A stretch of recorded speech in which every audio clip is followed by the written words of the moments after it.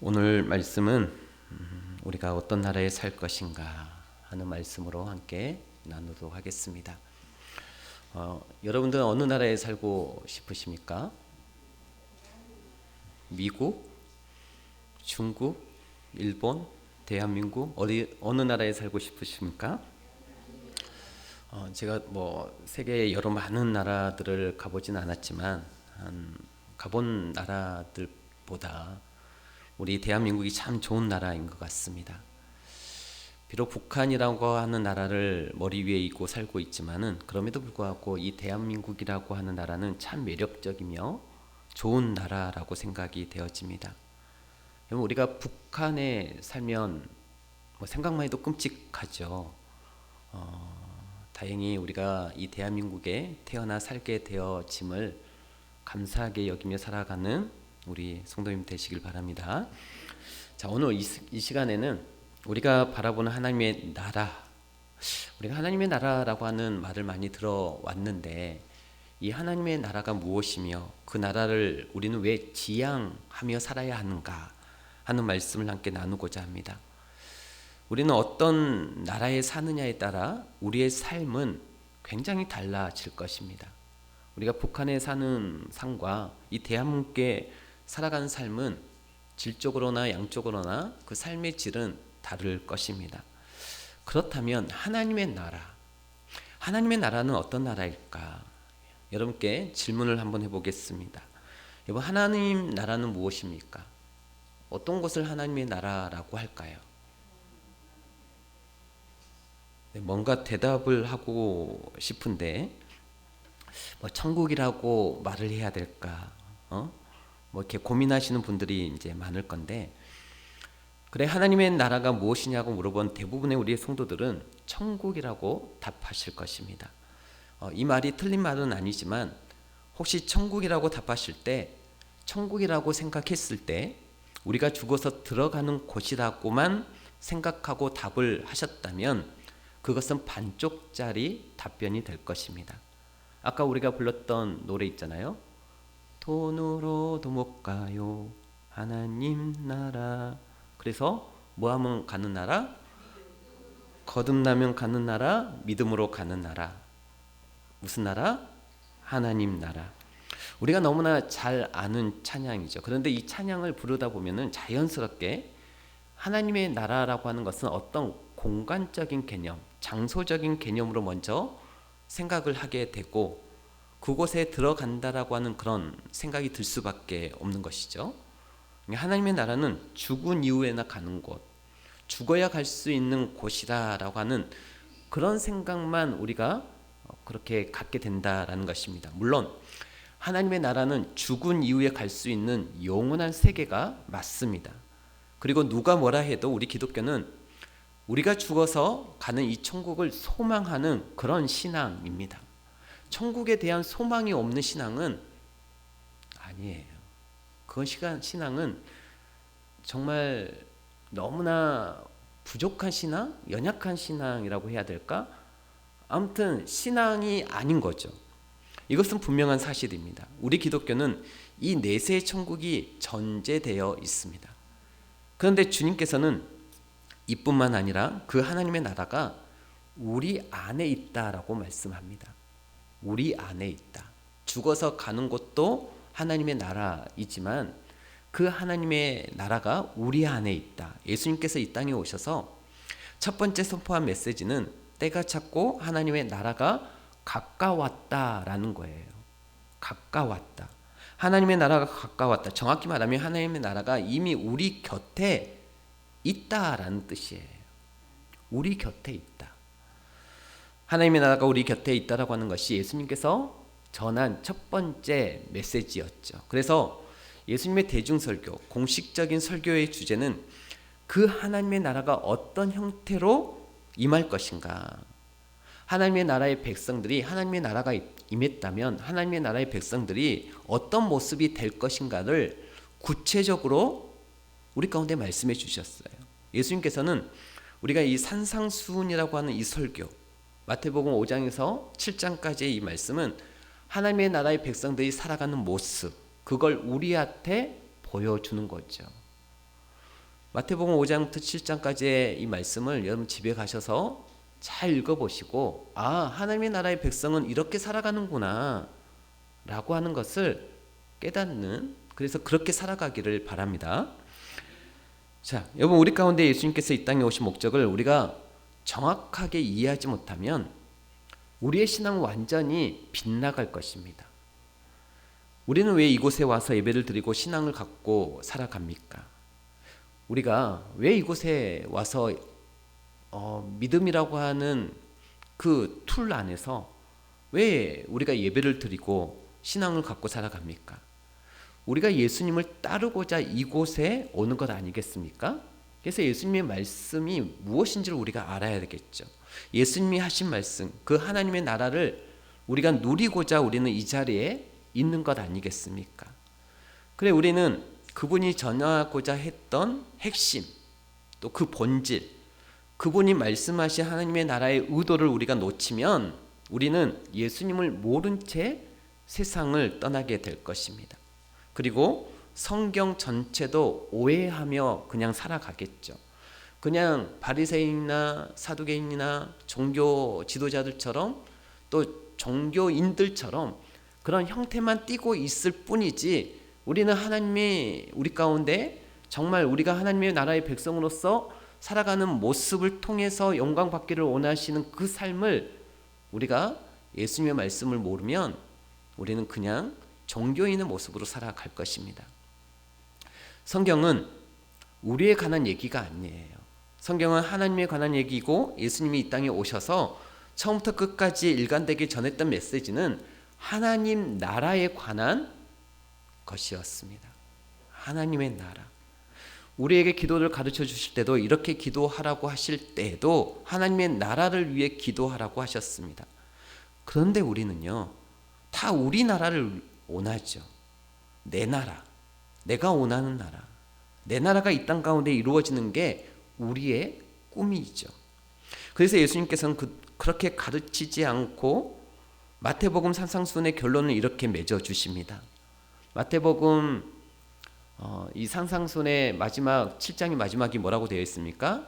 너희는 먼저 그의 나라와 그의 의를 구하라. 하나님의 나라를 구하라라는 것입니다. 그렇다면 먼저 하나님의 나라를 구하라고 하는 것이 무슨 뜻일까요? 하나님의 나라를 최우선으로 구하라라는 것입니다. 하나님의 나라를 가장 가치 있게 여기라라는 것이죠. 그걸 가장 가치 있게 여기라.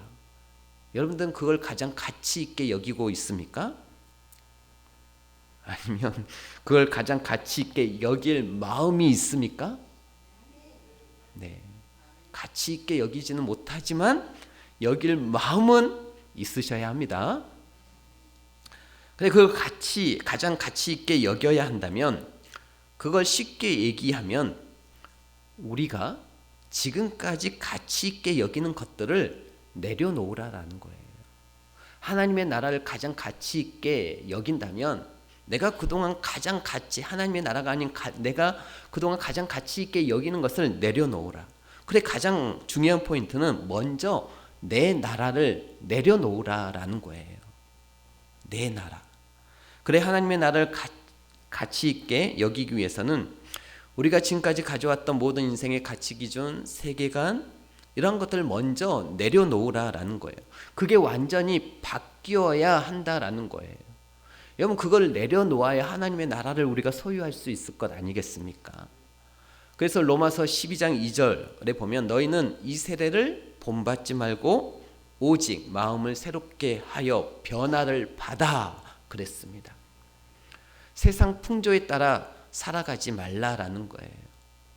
여러분, 우리가 얼마나 세상 분위기나 세상의 어떤 형태나 세상에서 말하는 것들에 얼마나 마음이 움직이고 솔깃하고 그것에 따라 움직여가는 우리의 모습이 있습니까? 그러나 세상 풍조에 따라 살아가지 말, 이 세대를 본받지 말라라는 것입니다.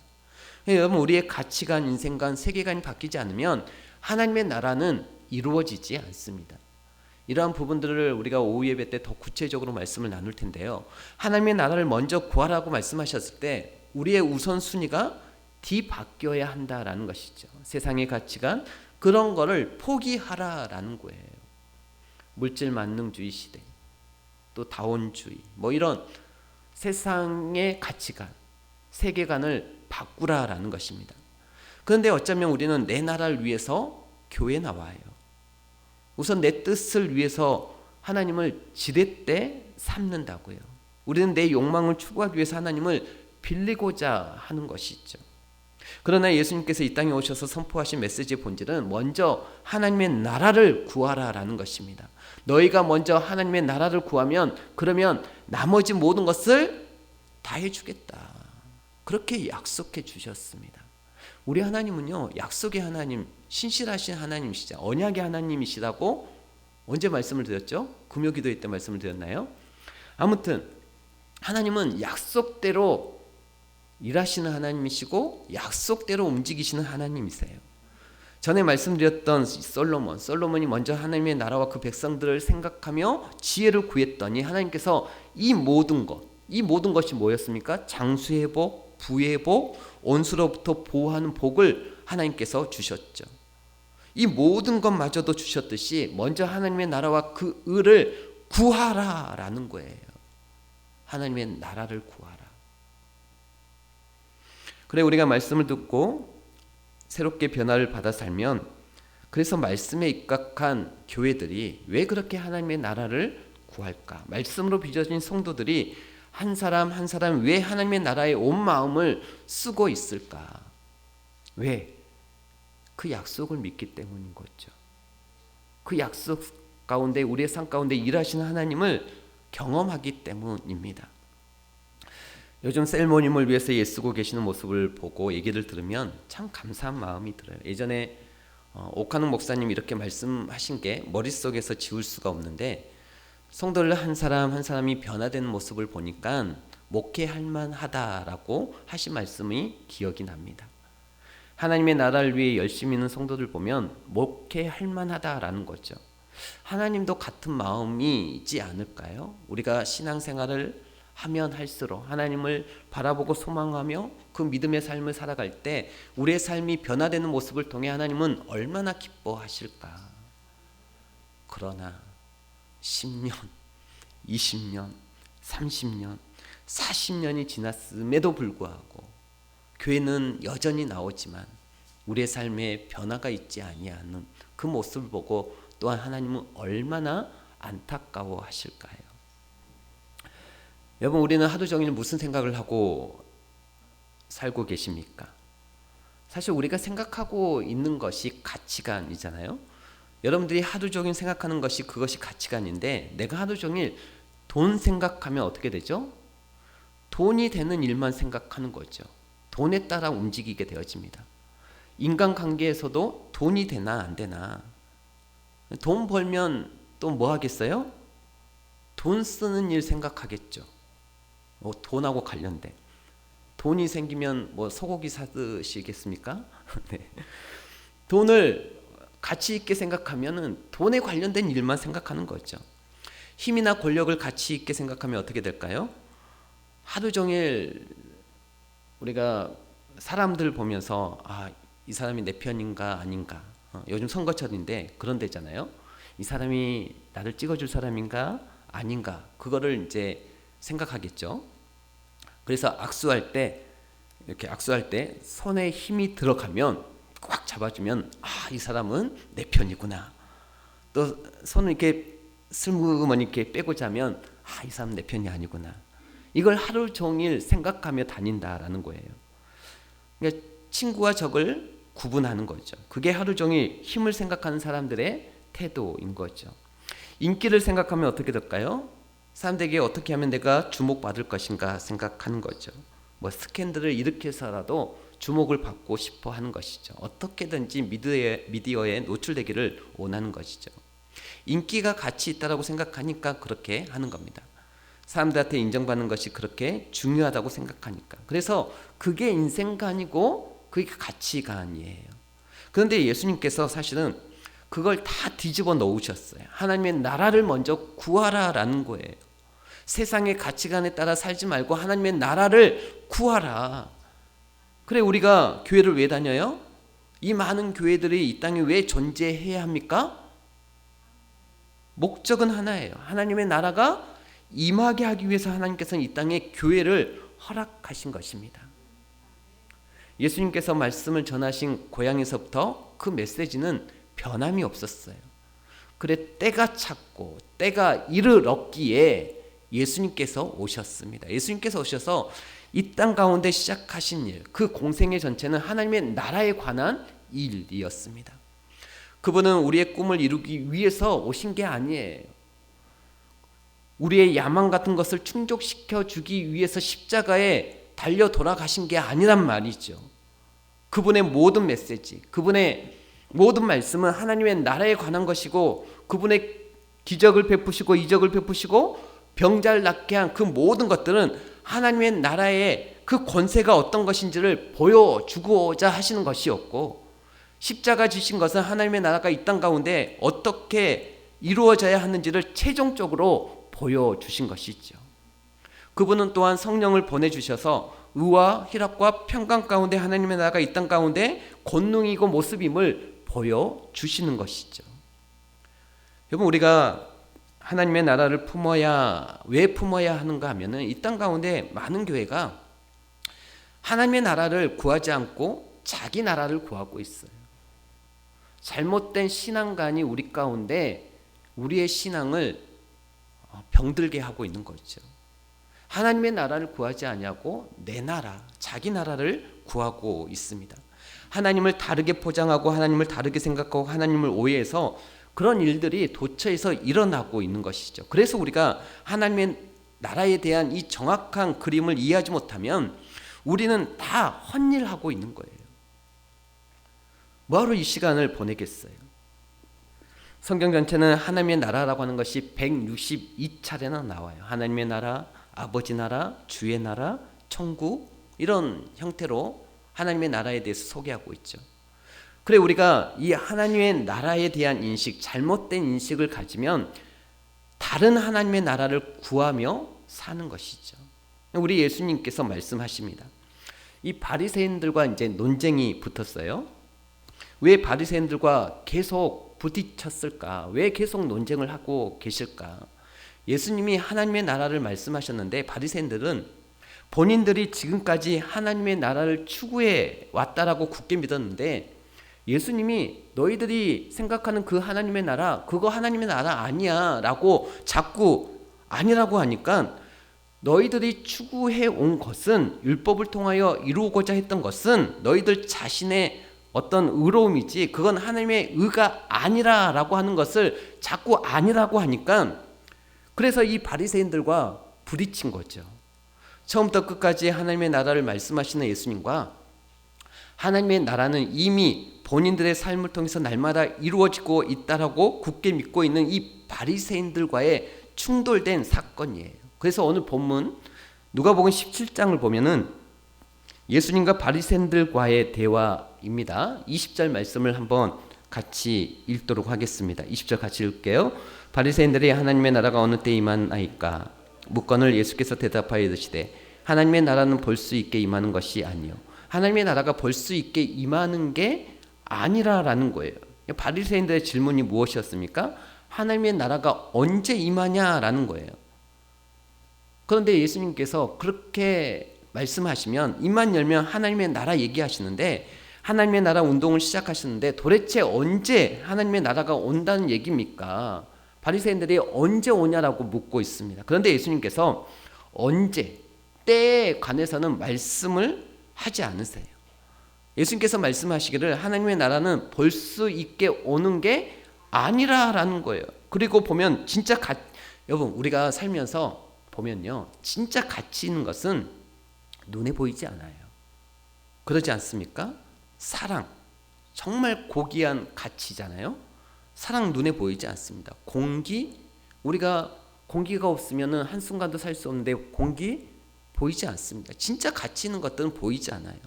영적인 이 빛, 영적인 세계 보이지 않습니다. 하나님의 나라, 우리의 눈에 볼 수 있게 임하는 게 아니라라는 거예요. 우리는 뭐 잘 사는 어떤 선진국 이런 나라를 기대하는데, 여러분, 우리는 눈에 보이지 않으면 아무것도 믿지 않는 사람들이에요. 그래, 눈에 보여달라라는 것입니다. 이게 종교인들의 형태인 거죠. 그러나 예수님께서는 분명하게 말씀하십니다. 하나님의 나라는 눈에 볼 수 있게 임하는 게 아니라라는 거예요.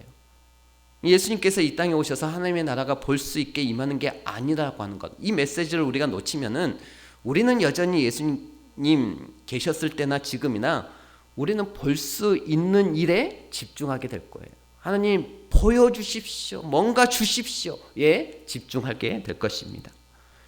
그래, 오늘 주님께서는 우리에게 하나님의 나라의 중요한 출발점을 말합니다. 그건 볼 수 있는 것이 아니라라는 거예요. 그러면 어떻게 임한다라는 걸까요? 21절 말씀을 한번 더 같이 읽도록 하겠습니다. 또 여기 있다 저기 있다가도 못하리니 하나님의 나라는 너희 안에 있느니라. 하나님의 나라가 너희 안에 있다라는 거예요. 너희 안에. 이 안에라고 하는 이 헬라어 전치사는 엔토스라고 하는데 세 가지의 영어로 번역이 되어져요. 인사이드라고 번역이 되기도 하고 within이라고 또 어몽이라고 번역이 되기도 하는데 우리나라 말로 하면 내부에, 내면에, 그리고 관계 사이에, 누구누구 사이에 뭐 이런 뜻이에요. 하나님의 나라는 그 모든 단어의 뜻에 포함되어 있습니다. 그래, 하나님의 나라는 너희 안에, 너희 가운데, 너희 사이에 이미 임했느니라 라고 말하고 있습니다. 여러분, 이 바리새인들과의 대화에서 이렇게 말씀하시는데 여러분, 우리가 이제 이 이스라엘 문화를 좀 이해할 필요가 있는데요. 이스라엘은 어떤 문화가 있는가 하면 사람들이 이렇게 둥그렇게 둘러서서 대화를 하는 문화가 있습니다. 사람들이 이렇게 둥그렇게 서서 이제 화자, 말하는 사람이 그 둥그렇게 서 있는 그 가운데 서 있어요. 그래서 주위의 사람들과 이야기하는 거죠. 둥그렇게 서 있는 사람들과 이 사람하고도 주고받기도 하고 저 사람하고 주고받기도 하고 이러면서 대화가 이루어집니다. 그래서 엔토스, 너희 안에 예수님이 그 가운데 계시잖아요. 너희 안에 예수님이 하나님의 나라라는 거예요. 예수님이 계신 것 그 자체가 하나님의 나라가 임했다라는 것이죠. 예수님이 계신 것이 하나님의 나라가 임한다라는 것입니다. 그래서 우리는 예수님과 연합되어져야 합니다. 그래야 하나님의 나라가 임하게 되어집니다. 우리가 그냥 예수 믿는다가 아니라 마음으로 믿어 입으로 시인하는 그 하나님의 나라, 예수님이 우리 안에 영접되어야 하나님의 나라가 임하게 되는 것이죠. 그것 때문에 예수님이 오셨다라는 거예요. 그런데 이 바리새인들이 하나님의 나라에 대해 잘못 인식하고 있다라는 것이죠. 보이는 것으로. 전에 교회에서 어떤 자매가 저한테 찾아왔어요. 목사님 저 너무 목사님 존경하고 사랑해요. 아, 그래? 그거 좋은 일이지. 그러면서 대화를 하던 중에 계속 막 자기 얘기를 해요. 그러면서 자기 얘기를 하길래 제가 중간에 한번 물어봤어요. 너 혹시 나를 사랑하고 존경한다는데 혹시 내가 어느 신학교 나왔는지 아니? 우리 몰라요. 너 내가 성경 전문 강사인지 알고 있었어? 아니 그건 또 무슨 성경인데요? 그러는 거예요. 넌 내가 가지고 있는 이 마음속에 또한 부담이 뭔지 아니? 뭐 설교하는 거겠죠. 이런 얘기를 하면서 저한테 존경한다, 사랑한다 그러면 제가 그 자매의 칭찬에 기뻐하겠습니까? 그냥 하는 얘기구나 라고 생각이 드는 거죠. 그렇게 생각 안 하겠습니까? 우리가 예수님 사랑해요, 내 인생을 드려요, 온갖 정말 그 좋은 말로 고백을 하는 그런 찬양을 하는데 정작 예수님이 그토록 가르치셨던 그거 하나 붙들고 씨름하셨던 그 가르침을 얘기할 줄 모르는 사람들이 손 들고 울부짖고 주님 사랑한다라고 그럴 때 주님이 과연 기뻐하실까? 어떠실까요, 우리 주님이? 그런데 이 신앙이 예수님에 대한 이해가 피상적이 되는 것이 문제라는 것이죠. 결국은 우리 안에 말씀이 사라졌습니다. 예수님께서 우리 안에 계셔야 그 말씀이 우리 안에 있어야 하는데 말씀이 사라졌어요. 생활만 남았습니다. 종교 생활만 남았다 보니 목사님 말씀이 이러한데 목사님 말씀이 이러한데 이렇게 해야 되지 않겠습니까가 아니라 전에는 이렇게 했는데, 전에 목사님은 이렇게 했는데, 전에 다니던 교회에서는 이렇게 했는데 라고 말하게 되는 거죠. 여러분, 우리가 말씀을 모든 것을 근거로 하여서 우리가 삶의 놀라운 변화와 개선이 이루어져야 될 줄 믿습니다. 그래요. 하나님의 나라는 예수님이 계신 것이 하나님의 임재다. 그래, 우리에게 그렇게 말씀하시는 거죠. 이게 하나님의 나라라고 하는 것을 예수님이 공생애 3년 동안 계속 보여주시는 겁니다. 그래서 하나님의 나라가 이 땅 가운데 임하는 것을 예수님께서는 한 가지 한 가지 풀어서 설명도 해주시고 직접 보여주시기도 하고 기적도 베푸시고 이렇게 하면서 그거를 우리가 알도록 하게 하신 것입니다. 그래서 사복음서를 다 읽어보시면, 여러분들이 사복음서를 찬찬히 정독하여서 읽어보시면 하나님의 나라가 어떻게 임하게 되는지를 보게 되는 것입니다. 그래, 가장 핵심은 하나님이 다스리는 곳, 하나님이 통치하는 곳, 하나님이 주인 되는 곳, 하나님이 왕 되시는 곳. 우리가 그래서 늘 부르잖아요. 예수 우리 왕이여 이곳에 오셔서. 예수님이 왕이십니다. 예수님이 주인이십니다. 내가 주인 삼은 모든 건 내려놓고. 주님이 주인 되십니다. 여러분, 선악과가 뭡니까? 선악과, 주인이 바뀌는 것 있잖아요. 내가 하나님같이 되리라. 주인이, 내가 주인 되려고 하는 게 선악과잖아요. 그러니까 타락은 뭐예요? 주인이 바뀌는 반역이에요. 반역이 타락이고, 그러면 회심이 뭐예요? 다시 원래 그 자리로 돌아가는 것. 예수님이 우리의 주인이십니다. 하나님이 우리의 왕이십니다. 그 자리로 돌아가는 것. 예수님이 우리를 다스려 주십시오. 그게 하나님의 나라예요. 그러니까 예수님이 하나님의 나라가 가까웠다. 그게 무슨 얘기예요? 하나님의 통치가 이루어지는 그때가 우리에게 들여왔다. 그런 얘기겠죠. 그래, 하나님이 주인 되는 그런 교회가 되면요, 교회뿐만 아니라 모든 영역에서 그 영향력이 미치게 되어 있는 거죠. 하나님의 통치하심이 미치게 되어 있어요. 그리고 우리가 아무리 삶에 어렵고 힘들지라도 하나님께서 일하신다니까요. 하나님께서 우리의 삶에 내 생각대로 내 뜻대로 되지 않은 모든 그런 상황 가운데 우리는 침울하고 우울하고 정말 힘든 상황이지만 하나님께서 일하시니까 생각지도 못한 일들이 우리의 삶 가운데 벌어지는 거죠.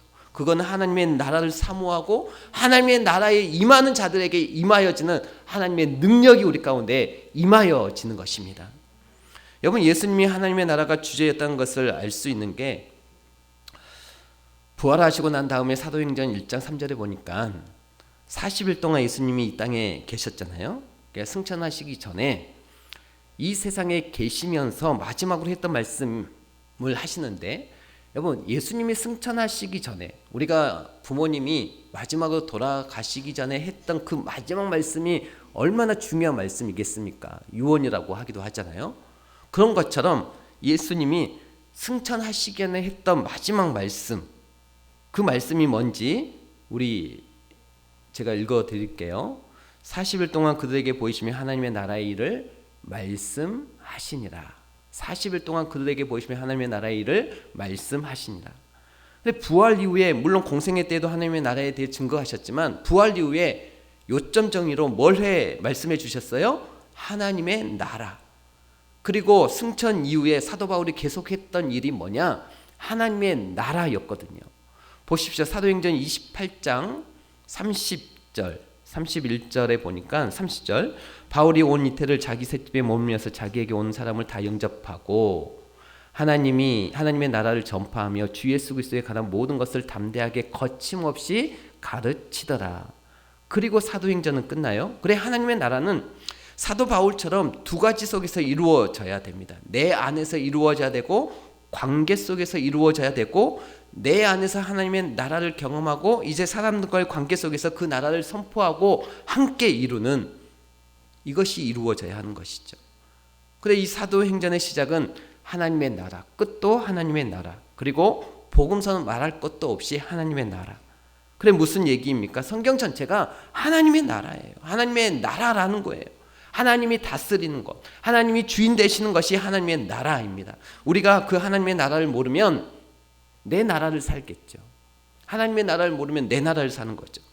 결론적으로 성경에서 말하는 하나님의 나라를 우리가 정리해 보면은 세 가지의 의미가 있다라고 하는 것을 알 수가 있습니다. 첫 번째, 하나님의 나라는 하나님의 통치입니다. 하나님의 주권. 두 번째, 하나님의 나라는요, 현재 하나님의 통치 안에 들어감으로 하나님이 주시는 축복을 받을 수 있는 영역입니다. 내 나라에 살고 있으니까 하나님의 그 축복을 우리가 누릴 수 없는 거죠. 하나님의 나라에 거하면 하나님이 다스리는 통치 가운데 하나님의 축복이 우리 가운데 임하게 되는 것입니다. 그리고 세 번째로, 하나님의 나라는 그래서 현재 예수님을 경험한 사람이 예수님이 재림하신 후에 들어갈 수 있는 하나님의 완전한 다스림의 영역인 것입니다.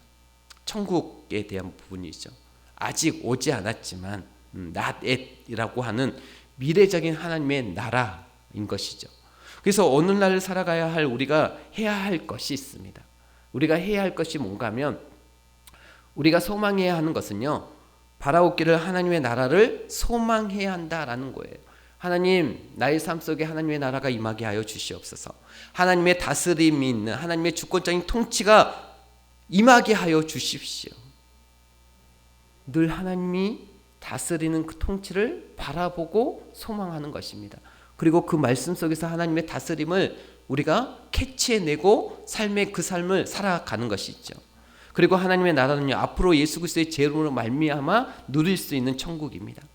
그곳에서 우리는요, 하나님의 온전한 통치를 누릴 수 있기 때문에 그 하나님의 나라를 갈망해야 되고 소망해야 합니다. 하나님의 나라는 지금 여기에 있습니다. 누구든지 예수님을 믿기만 하면 그곳에 들어가서 하나님의 다스림을 지금 경험하면, 그리고 지금 그 축복을 누릴 수 있게 되는 것이죠. 여러분, 우리가 이렇게 소망하고 간구할 때 우리의 가정 또한 현재적으로 임하는 하나님의 나라가 될 것이고, 우리가 이렇게 간구하고 기도할 때 우리의 교회 또한 현대적으로 임하는 하나님의 나라가 될 줄로 믿습니다. 저는요, 이 현대적으로 임하는 이 하나님의 나라, 지금 이 땅을 살면서 하나님의 통치를 받고 또한 미래로 다가올 하나님의 나라를 갈망해야 하는 우리 성도들이 가져야 할 그 모습을 보면서 어떤 모습일까 하다가 바울에게서 어떤 모습으로 우리가 살아가야 할까, 바울에게서 이 모습을 찾았습니다. 사도행전 26장을 보면요, 세상의 권세자 이 아그리빠 앞에서 이 바울이 신문을 당하고 있습니다. 아그리빠 왕이 이렇게 얘기합니다. 26장 28절에 아그리빠가 바울에게 이르되 내가 적은 말로 나를 권하여 그리스도인이 되게 하려 하는도다. 29절을 보면 바울이 이렇게 대답합니다. 바울이 이르되 말이 적으나 많으나 당신뿐만 아니라 오늘 내 말을 듣는 모든 사람도 다 이렇게 결박된 것 외에는 나와 같이 되기를 하나님께 원하나이다. 여러분, 이게 어떻게 가능한 것입니까? 현실의 최고자 권력자 앞에서 신문을 당하고 있으면서도 내가 결박당한 것 외에는 모두가 나와 같이 되기를 원한다라는 거죠. 여러분, 이 바울의 이 당당함이 어디에서 나왔습니까? 세상의 눈으로 보면요, 바울은요 초라한 죄수에 불과합니다. 그러나 그를 지배하고 다스리는 것은 결코 세상의 왕이 아니었습니다. 그를 지배하고 다스리는 것은요 하나님이었어요. 이 땅 가운데서도 바울은요 하나님의 나라에서 하나님의 통치를 받으며 다가올 하나님의 나라를 갈망하고 있기 때문에, 그러니까 절대로 비굴하지 않고 당당하게 말할 수 있었다라는 것입니다. 이런 바울의 모습이 저와 여러분의 모습이 되기를 주의 이름으로 축복합니다. 여러분, 이 찬송가 아까 불렀던 찬송가인데요, 내용은이 은총 입어 중한 재짐 벗고 보니 슬픔 많은 이 세상도 천국으로 화하도다. 주님의 은총으로 슬픔뿐이 이 세상에도 하나님의 나라 천국을 누린다라는 것입니다. 2절에 보면요, 주의 얼굴 뵙기 전에 멀리 뵈던 그 하늘나라 내 마음속에 이루어지니 날로 날로 가깝더라. 여러분, 하나님의 나라가, 하늘나라가 내 마음속에 이루어지니 이 현대적인 천국 아니겠습니까? 주님이 다스리는 그 통치 가운데 여러분의 모든 삶의 자리, 다스림이 있는 가운데 있는 삶의 그 모든 자리, 그 자리가 바로 현대적인 하나님의 나라인 것입니다. 이 찬송의 고백과 같이 하나님의 나라의 다스림 가운데 들어가서 이 현재에 하나님의 나라의 축복을 온전히 누리고 예수님의 재림 후에 들어갈 그 하나님의 나라를 갈망하며 살아가는 우리 모두가 되시기를, 우리 그런 하나님의 나라의 기쁨을 가지고 살아가는 우리 모든 성도님들이 다 되시기를 주의 이름으로 축복합니다.